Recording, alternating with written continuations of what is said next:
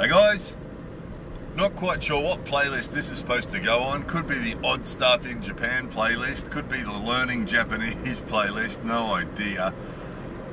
Could be the Japanglish playlist. Some of you would have seen our Japanglish videos, and we've been making those for years. Just anytime we spot some amusing English in Japan being used in an amusing way, usually in advertising and things like that, we include that in our Japanglish videos. And they don't really matter, as we've said before about the Japanglish. It doesn't really matter because it's usually just decoration.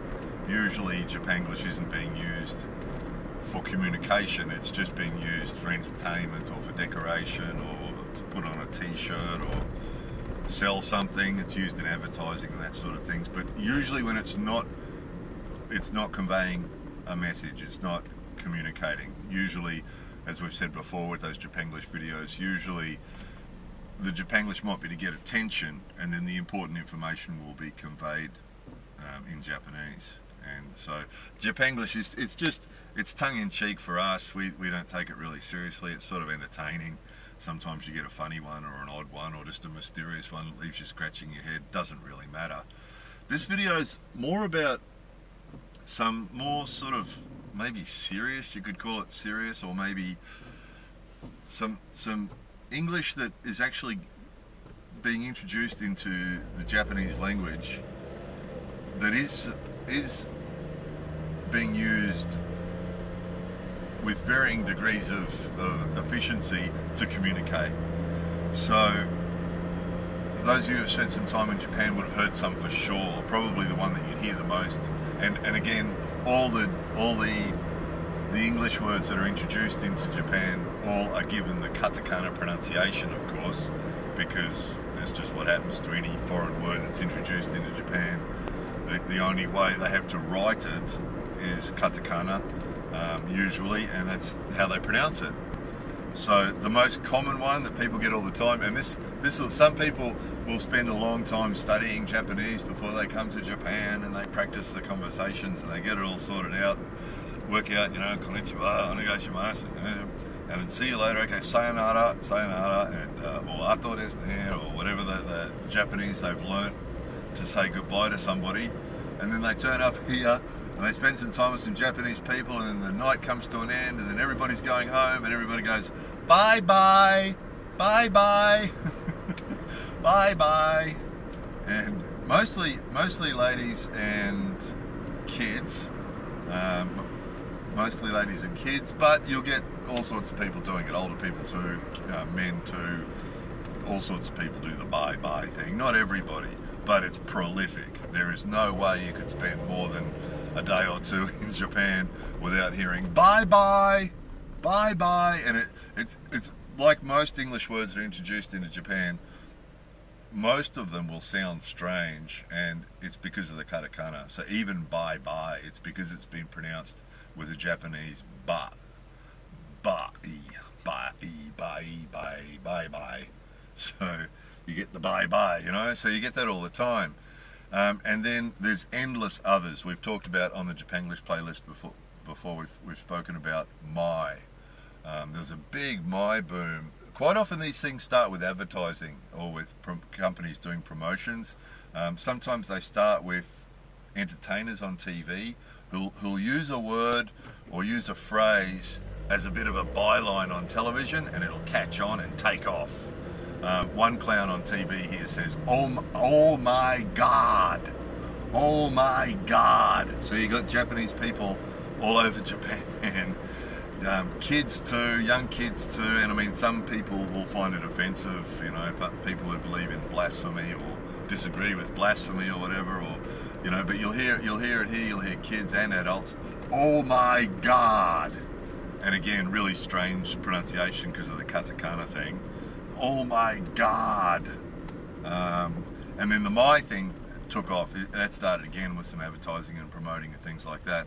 And then really tragically, some people might say, the government wanted to introduce a tax file number, basically just a number that's issued to every Japanese taxpayer, every Japanese person in fact, to keep track of the tax that they pay and their social security and their health insurance and all that sort of thing. So instead of calling it, and there's a heap of things you could call it in Japanese that would be easy to identify. You could call it a tax number, you could call it a Zeikin Bango or something like that, which would be identified easily and would be easy to understand. Person who hadn't heard of it before could work it out. You know, do you have a Zeikin Bango? Oh, a tax number. You know, they'd understand what it meant. Instead of doing that, someone in the government decided it would be cool to call it my number, right? My number. But again, it's given the katakana treatment. My number. So all the time you get from the banks and your accountant and all sorts of different people will have reason to ask you for my number. And it just seems like a real shame. You know, when it comes to some words that are introduced into Japanese, that if they're the name of something, or if it's something that's been introduced from another country and that's the names come with it, totally understandable, right? So in Japanese, the word for camera is kamera. Totally makes sense, doesn't it? Camera was introduced to Japan, they said, what is it? It's called a camera, okay? It's a camera. You know, television became terebi, and radio became radio, and all these things that have been introduced to Japan, technology and different things like that have been introduced to Japan, and they've come with the name attached to it, which is fair enough, right? Sometimes they've changed the name and given it another name, and other times they've kept it. You know, beer became biru and all these things. So that's all totally understandable, right? And that happens in language all around the world, doesn't it? You know, we introduce croissants to Australia and Australians call them croissants, right? Sorry, French people, that's just what we call them. But it's natural, isn't it, you know? But what's really, really sort of sad to watch happening, and it's accelerated. We actually did touch on this years ago. We made a video about this, touched on this topic a little bit. And some people said, oh, it's just the evolution of international language. It's just what happens, the languages merge together. And since then, it's accelerated, and we see it more and more, and we hear it more and more and more. And things like the government doing it too. I mean, it's just sort of tragic. And what's sort of tragic about it is there are Japanese words for these things already. So bringing in the English word for something that there's already a Japanese word for. It's sort of like Japanese language is like green tea, and English language is like coffee, you know. And coffee's really tasty, and green tea's really tasty. But when you start pouring coffee into the green tea, you know, it just seems like a real shame. And that's just from a cultural point of view, you know, to see a language destroyed. Some of you might, if you've spent time in the Philippines, some of you might recognise that that's what's happened there. You know, there's a combination now of Tagalog and English now. If you watch Philippine TV in the Philippines, or you know, listen to some Filipino people talk, it's become a lot the same. You really need to be able to speak Tagalog and English to be able to understand what they're saying, and that's what we're sort of finding is happening here. We sometimes hear people, Japanese people here, have just said an English thing. Now recently, the example is what triggered this was the video we made recently was about learning English in Japan. That started some comments about learning English in Japan and the levels of English here, and then that plus another couple of comments we heard from some other people recently. One of them was a Japanese person said to another person something about learning at my pace. Now keep in mind, these words are used in the context of a full Japanese conversation. So both people are speaking Japanese, both people are Japanese people speaking Japanese, and then suddenly this guy said, いいですよ、早くは別にmy pace はいいですね. And the other Japanese person said, what? in Japanese, the other person said, so I'm sorry, what do you mean? And he said, oh, my pace. And there's the my thing again, and the way it's used in Japan is moving at your own pace, as we might say in English. We might say, it's okay, you can study at your own pace, you can move at your own pace. So they've brought that to Japan and they've called it my pace. Now then he had to say the Japanese phrase that means the same thing, which is, we're starting to get to the point now where it's messing up the communication the quality of the communication between people, because the people who haven't caught on to these trendy phrases that are still speaking normal Japanese are confused by some of these phrases when they haven't heard them before. And that's exactly what we heard with this guy. This guy's telling this person, oh, it's okay, you can move at my pace. And the guy, which is bad English anyway, right? So, your pace, you mean you? No, your pace. Your pace? No, your pace. My pace. My pace? No, your pace. It's bad English anyway, but it confused this Japanese person who said, what do you mean by my pace? And this guy said, oh, and he's explained it in Japanese. I mean, moving at your own pace. Jibun no. Jibun no. So the other one that triggered this video too, that was really sad, was of course in the dojo, traditionally, and in most dojos still, and most sensei in dojos still will say hajime to begin, when it comes time to begin, hajime, and at the end yame, and everybody says and everyone sits down, right? And that's standard in Japanese dojo, and that's what you always get. And recently in the dojo we got a new guy, a young teacher who's been taking some classes, and he takes the class with most of the students, but the other older, sort of more higher level teachers are all sort of sitting around, you know. And this guy said, he did an explanation, okay, this is the next technique we're going to be doing, okay, hai start, and again here's the katakana treatment, start, right, start, start, hai start, and half the dojo sat and looked at him, because the young kids have heard that a bit. They've probably heard that a bit at school, probably. Who knows where they've heard it, but the young kids seem to know, and they jumped up. And then a lot of the older students and the teachers are all just sitting there looking at him. Oh, sutato, okay. And it was really sad. It was really, really sad, because in the context of a Japanese dojo, where everything's sort of traditional, and where the traditions are maintained as far as, you know, courtesy and culture and that sort of thing, to hear this young guy say sutato, and then sadly, of course, at the end of the exercise he said sutopu, sutopu, and then he said seiza, you know.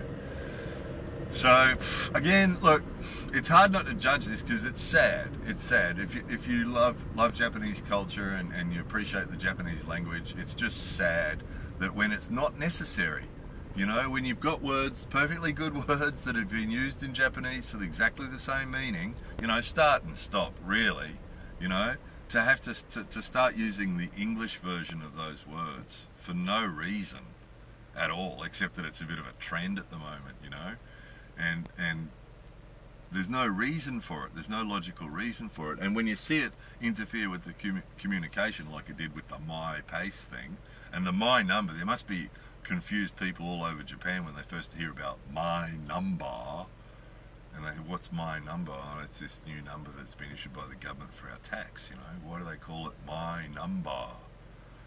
You know, people who don't understand English are going to be confused by that, and people who do understand English are going to be confused by that, because it's an odd thing to call it. There wouldn't be an English-speaking country in the world that calls their tax file number my number. You know, in the US it's a social security number, isn't it? In some countries it's a tax file number. There's not an English-speaking country in the world that calls it my number.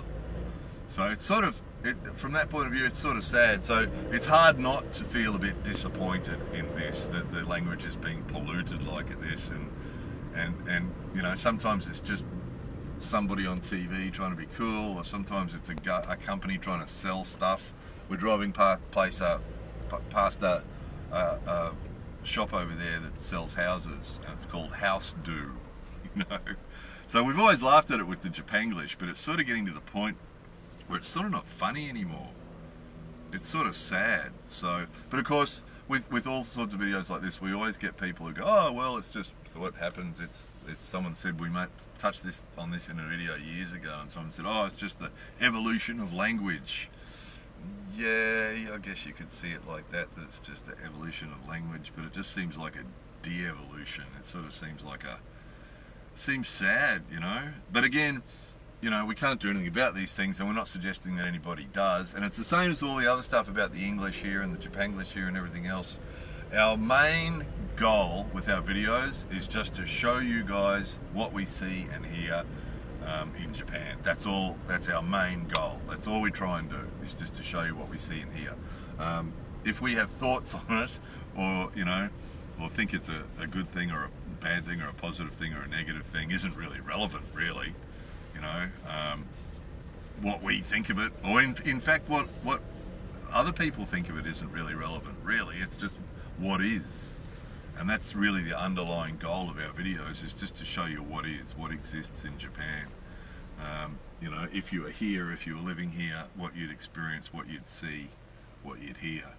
And this is what you'd see and hear, and it's sort of sad. I mean, to get unadulterated Japanese, you still get it, of course. You still get people here who just don't use that stuff, who don't use the English words, who use unadulterated real Japanese. But it just, a day would not pass, if you listen to the radio's terrible for it, media's terrible for it. Media, it's just sort of this underlying thing that using English words, and not always English words either, often they're words from other countries as well, other languages, often it's just romaji. People often comment when they watch videos like this one and they see signs around the place written with romaji, and quite often the word is actually a Japanese word written in romaji, so those words aren't English, they're romaji, they're Roman writing, but they're not English. Quite often they're a Japanese word written in romaji, and the romaji thing's just seen as being cool and modern, really cool and modern, and as is the English, as is using words like my pace. That guy was trying to sound cool to the student he was talking to.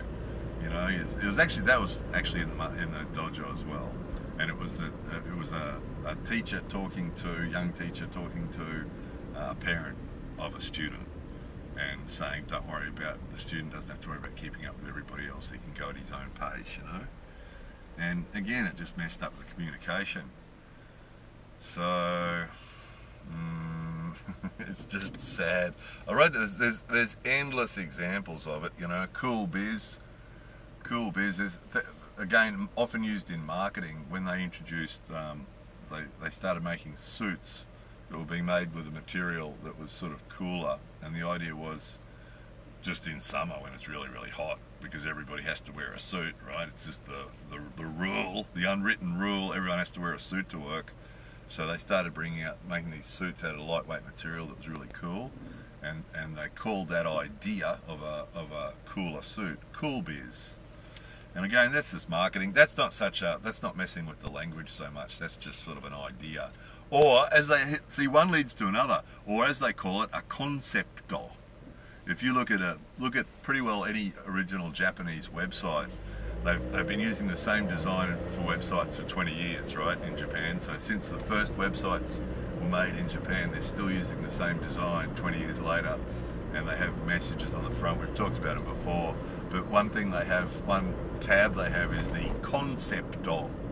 And the concepto is just the concept of the business, the idea of the business, and they'll do that even if it's something like a sushi restaurant. You look up the website of the sushi restaurant, they'll look at their menu, and at the top of the page it's got concepto, and you click on concepto, and all it is just a bit of a spiel. We want to make good sushi that you'll like, sort of thing. That's their concepto. Oh, that's an original concept for a sushi restaurant. But what was the other? It's just endless. It's just endless. If you spend any time here at all, you'll just get one after another, start to stop. Bye bye is the one you'll hear every day. Yeah, it just doesn't stop. So again, just telling you what it is, and it's accelerating. It's accelerating. It started off, just now and again we'd hear an occasional one, and and we'd add it to the Japanglish playlist, but it's really accelerating, and we're getting more and more of it, and it's becoming more and more mainstream, and so sort of what it means is that you're going to have a group of people, if particularly older people, if they don't spend much time watching television and on the internet and keeping up with the media, those people will start to not understand a lot of the things that are being said to them, because there's a lot of stuff that's being used now. A lot of these, we need another word, we can't call them Japanglish, but I guess they are sort of mainstream Japanglish words that that a lot of Japanese people aren't going to understand. And then there's going to be people coming here from other countries who, if they do speak English, will often be confused by the English words that are used here. Like, you know, come to work in Japan and the boss says to you, you know, you need to get my number. And they get, you know, the English speaker's going to say, your number, what do I need your number? No, your number, my number. My number, your number? No, my number. That's going to be confusing. And then you're going to get the people who come here from other countries who can't speak English, who are going to get confused as well, because they're going to get all this strange English laid on them, you know, move at my pace. Take my car, we talked about that in another video too. That's a common one too. If you're going with your friends somewhere and their plan is that everybody takes their own car, and this got mentioned in another video. A guy said to me once, we're going to this barbecue on the weekend and we're going to go by my car. And he was speaking Japanese, right? The only part of the sentence that was said in English was the my car bit, right? So, you know, shumatsu wa barbecue there. You know, my car de ikimasu ne. So hang on. So I said to him, okay, where do you want me to meet you? And he said, oh, I'll meet you at the barbecue. And I said, but aren't we going in your car?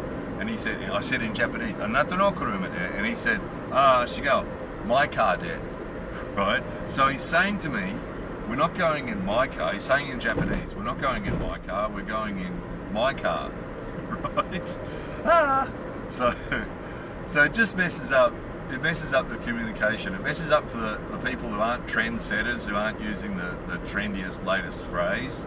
It messes them up messes it up for the older Japanese people, for the Japanese people who haven't kept in touch with these sort of phrases that are coming in, and for the English speakers who visit here, and for the non-English speakers who visit here. It basically interferes with good communication, as you can see. So purely from a practical point of view, it seems to be a bit unfortunate that, you know, there's perfectly good Japanese words that could be used for all these things, you know. There's no reason to say my number or bye-bye or sutopu or sutato or hotto kohi, right? Hot coffee, hotto. You know, there's no need for all those words. There's Japanese words that exist for all them. So purely from a good communication point of view, it seems like a bit of a shame. And then from a cultural point of view, you know, because the languages are always so deeply connected. The example from the dojo, that's just tragic. To be in a traditional Japanese dojo doing a traditional Japanese martial art, and to have the young teacher at the front saying, "Hi, sutato, sutopu," is this, cringe. And sadly, if you come to Japan and you're communicating with people and they're using words like this, you've got to use them too, and you've got to do the same pronunciation, because if you use the correct pronunciation, they won't understand what you're saying. So if everybody's saying that they're going out to eat biking, you've got to say you're going out to eat biking too, because if you say you're going out to eat Viking, they won't know what you're talking about. That's buffet, by the way, or tabahordai, as the Japanese call it in Japanese, right? Again, so anyway, there's lots of different thoughts on this. Totally predictable what some of the comments will be. Again, people are welcome to express their thoughts and their opinions and things, but please try and keep it as polite and civilized as possible if you want other people to read it. Anyway, there it was. Got dark, didn't it? More videos coming soon.